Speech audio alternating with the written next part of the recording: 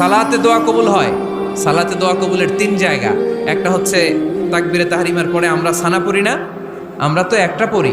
আল্লাহর হাবিব সুন্নাহ এবং নফল নামাজে আরো পড়তেন সানা, ওই দোয়া কবুল হয়। 2 নম্বর জায়গা সালাতে সেজদায় পড়ে দোয়া করলে কবুল হয়।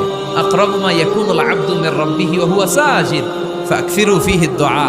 বান্দা যখন সেজদায় লুটিয়ে পড়ে বান্দা আল্লাহর সবচেয়ে কাছে চলে যায়। তা কিন্তু বিশ্বনবী বলে সেজদাটা তোমার রবের কুদরতি পায়ের উপরে পড়েছে। সেজদায় পড়ে দোয়া করেন। সালাম ফিরানোর আগে বিশ্বনবী দোয়া করতেন, লা ইউসাল্লিমান্না আহাদুকুম হাত্তা ইয়াতাআওয়াযা মিন আরবা'a। আল্লাহর হাবিব বললেন 4 জিনিস থেকে পানাহ না আছে আমার কোন উম্মত যেন সালাম না ফিরায়। তারা যেন পড়ে আল্লাহুম্মা ইন্নী আউযু বিকা মিন আযাবিল কবর, আউযু বিকা মিন আযাবি জাহান্নাম, আউযু বিকা মিন ফিতনাতিল মাহইয়া ওয়াল মামাত, আউযু বিকা মিন ফিতনাতিল মাসিহিদ দাজ্জাল।